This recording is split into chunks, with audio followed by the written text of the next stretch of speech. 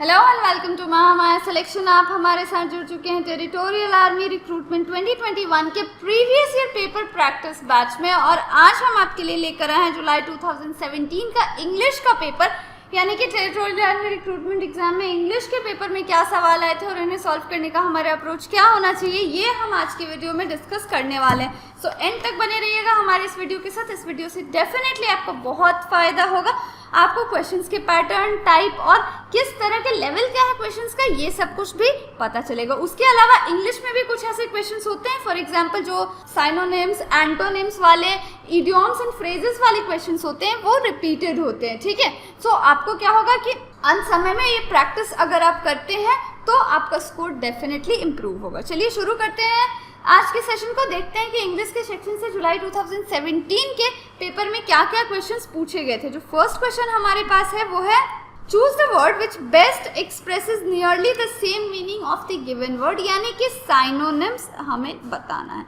Synonyms से related सवाल पूछे जाते हैं। देखते हैं क्या है हमारे पास। फर्स्ट वर्ड है वो ऑकल्ट, OCCULT। अब ऑकल्ट के लिए क्या साइनोनिम होगा ये देखते हैं। जो हमारे पास वर्ड गिवन है ऑकल्ट, इसका मतलब होता है रहस्यमय, ठीक है, रहस्यमय। और ऑप्शंस हमारे पास क्या है, रिलीजियस। रिलीजियस क्या हो गया, रिलीजियस हो गया आपके पास धार्मिक। अननेचुरल यानी कि अप्राकृतिक। नेक्स्ट हमारे पास है super natural, super natural. And last हमारे पास है स्ट्रॉन्ग। तो इसके बारे में तो आपको पता ही है कि स्ट्रॉन्ग होता है मजबूत। ये जो हमारे पास सुपर नेचुरल है ऑप्शन सी, इसका मतलब होता है सुपर नेचुरल यानी कि कुछ ऐसा जो नेचुरल से भी ज़्यादा यानी प्राकृतिक से भी ज़्यादा अविश्वसनीय हो। अगेन इसका भी मतलब रहस्यमय ही निकल के आता है। जो जादुई घटनाएं होती हैं या फिर कुछ ऐसा जो मैजिकल होता है उसे हम क्या कहते हैं, रहस्यमय घटनाएं बोलते हैं, ठीक है।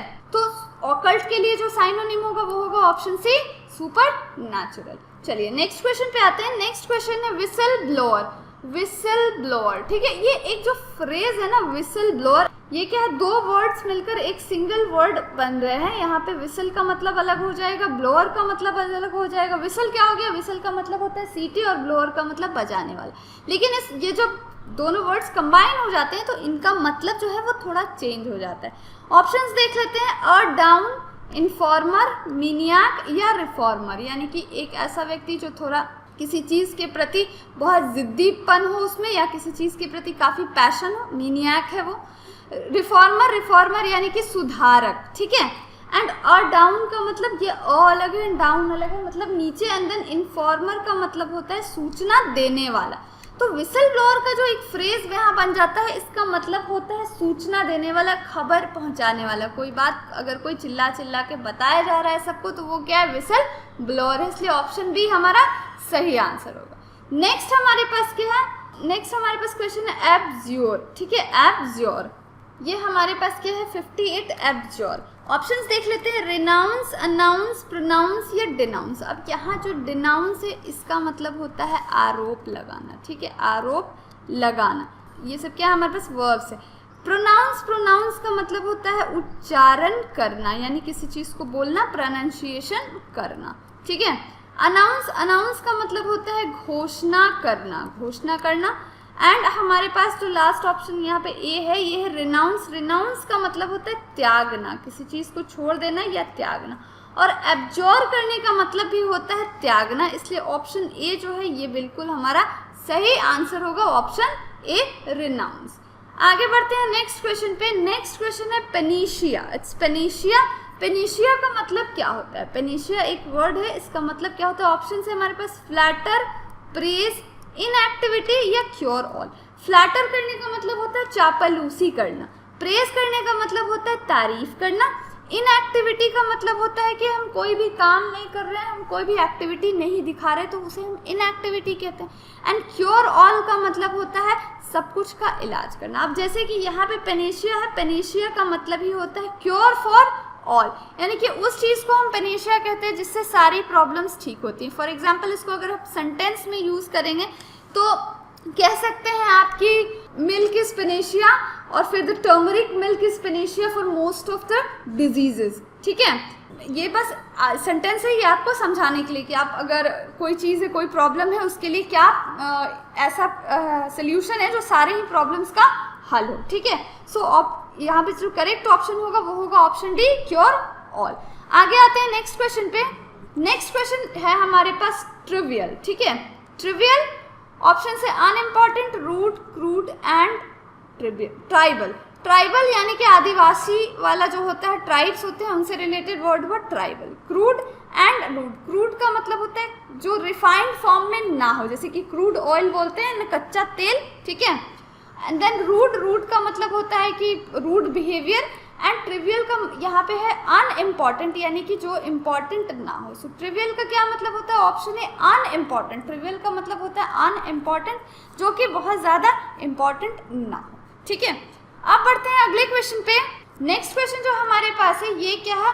मिसस्पेल्ड वर्ड को आपको ढूंढना है, यानी कि स्पेलिंग रिलेटेड भी क्वेश्चंस पूछे जाते हैं। चलिए देखते हैं कि हमारे पास फर्स्ट क्या है। Malignancy, frequency, emergency, consistency. 4 word है, malignancy, frequency, emergency and consistency, ठीक है। सो इसमें मैलिग्नेंसी जो हमारे पास वर्ड है ये बिल्कुल सही है। मैलिग्नेंसी, मैलिग्नेंसी का मतलब, मैलिग्नेंट का मतलब होता है द्रोह होना या फिर डिसलॉयल होना, ठीक है। नेक्स्ट है फ्रीक्वेंसी। फ्रीक्वेंसी की मतलब होती है आवृत्ति, यानी कि कोई चीज़ कितनी बार हुआ है। इमरजेंसी, इमरजेंसी जो वर्ड है इसका मतलब होता है कि बहुत ही अर्जेंटली। एंड लास्ट वर्ड है हमारे पास कंसिस्टेंसी। कंसिस्टेंसी का मतलब होता है कि कोई चीज़ कंटिन्यूअस लगातार चल रही है, ठीक है। तो यहाँ पे हमारे पास जो यहाँ पे फ्रीक्वेंसी की स्पेलिंग भी सही है। इमरजेंसी जो है, इमरजेंसी में EMERGE होगा, ना कि ए होगा, इसलिए ऑप्शन सी क्या है हमारा? रॉन्ग है, इसलिए ये मिसस्पेल्ड वर्ड होगा।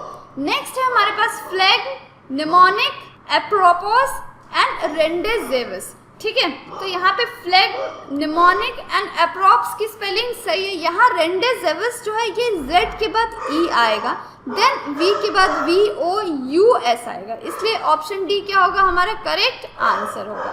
थर्ड वाले में आते हैं। यहाँ हमारे पास rudiment, complement, supplement and independent, ठीक है। सो रूडिमेंट, RUDIMENT बिल्कुल सही है। रूडिमेंट का मतलब होता है आरंभ, ठीक है। नेक्स्ट है कॉम्प्लीमेंट, COMPLIMENT, कॉम्प्लीमेंट, ये भी बिल्कुल सही है। कॉम्प्लीमेंट का मतलब होता है तारीफ करना एंड तारीफ। एंड देन हमारे पास है सप्लीमेंट। ये सप्लीमेंट जो है SUPPLIMENT, ये आई की जगह यहाँ होगा E, तब जाके ये होगा करेक्ट। सो सप्लीमेंट यहीं पे गलती है, सप्लीमेंट हमारा मिसस्पेल्ड वर्ड है। एंड इंडिपेंडेंट भी बिल्कुल सही है, इसलिए ऑप्शन सी यहाँ करेक्ट आंसर होगा। नेक्स्ट क्वेश्चन पे आते हैं। नेक्स्ट क्वेश्चन है ओडोंटोलैगिया। देन नेक्स्ट है हमारे पास इल्यूक्यूब्रेट एंड स्मार्डिंग एंड यूडामोन, ठीक है। लास्ट हमारे पास ये 4 वर्ड है यहाँ पे। सो यहाँ पे जो हमारे पास फर्स्ट वर्ड है ओडोंटोलैगिया, यहाँ पे क्या है? ODONTALGIA, इसका मतलब होता है दांतों में दर्द, ठीक है। नेक्स्ट है इल्यूक्यूबरेट, यहाँ पे जो हमारे पास वर्ड है इसका मतलब होता है समझाना, और स्पेलिंग भी बिल्कुल सही है। फिर है स्मार्डिंग, इसका मतलब होता है yellowish green in colour. And last eudaemon, इसका मतलब होता है एंजल, किसी भी एंजल को हम ये कहते हैं, ठीक है। तो यहाँ पे स्पेलिंग अगर आप देखेंगे ना तो सारी स्पेलिंग सही है, बस लास्ट में ई की कोई ज़रूरत नहीं है, ये ई यहाँ एक्स्ट्रा है, इसलिए ऑप्शन डी हमारा करेक्ट आंसर होगा। नेक्स्ट क्वेश्चन पे आते हैं। Ancillary, algorithm, abridgement and alignment. ये क्या है? अलाइनमेंट। सो यहाँ पे एंसिलरी की स्पेलिंग बिल्कुल सही है, एल्गोरिदम भी सही है, अब्रिजमेंट भी सही है। यहाँ पे जो अलाइनमेंट है ना तो यहाँ मैंट नहीं होगा, मेंट होगा, MENT, इसलिए ऑप्शन डी क्या है हमारा? करेक्ट आंसर है। चलिए आगे बढ़ते हैं नेक्स्ट क्वेश्चन पे। नेक्स्ट हमारे पास जो क्वेश्चन है वो है choose the word which best expresses the meaning of the word, यानी कि यहाँ हमें क्या बताना है? यहाँ हमें एंटोनिम्स बताना, ऑपोजिट मीनिंग यानी कि एंटोनिम्स बताने हैं हमें। चलिए देखते हैं फर्स्ट क्वेश्चन है कज़ोल, CAJOLE, कज़ोल। और ऑप्शन हमारे पास क्या है? पेस्टर, परसुएड, बिटर या फिर लैमेंट, ठीक है। सो पेस्टर का मतलब यहाँ पे हमारे पास क्या होता है? पेस्टर का मतलब होता है कष्ट देना, किसी को दुख देना, ठीक है, और या फिर किसी को नाराज करना, ठीक है, नाराज करना। परसुएट का मतलब होता है मना लेना या राजी कर लेना। बिटर का मतलब होता है तीखा। और लैमेंट का मतलब होता है विलाप करना, विलाप करना। और हमारे पास वर्ड क्या है, कजोल। कजोल का मतलब होता है किसी को अपनी मीठी मीठी बातों से राजी कर लेना या उसे अपने में मिला लेना, यानी कि जो है बाकी यहाँ पे क्या है इसका मना लेना और कजोल बिल्कुल सेम मीनिंग वाले हैं। हमें क्या बताना है, एंटोनिम बताना है। तो अब इसका तीखा और विलाप करना यानी लैमेंट तो होगा नहीं। ऑप्शन ए पेस्टर होगा, किसी को नाराज कर देना, एंड कजोल किसी को मना लेना, इसका उल्टा। ठीक है, आगे बढ़ते हैं नेक्स्ट क्वेश्चन पे। नेक्स्ट है हमारे पास शेपियंट। शेपियंट एंड शेपियंट का मतलब होता है वाइज यानी कि बुद्धिमान। तो यहाँ तो वाइज है ही, साइनोनिम्स दे दिया है यहाँ पे। Wasteful, culvert. कलवर्ट का मतलब होता है पुलिया। ठीक है, सो वेस्टफुल का मतलब कि कोई ऐसी चीज जो बिल्कुल बर्बादी में गई हो। वाइज का ऑपोजिट क्या होगा, ऑप्शन बी फूलिश, बिल्कुल सही जवाब।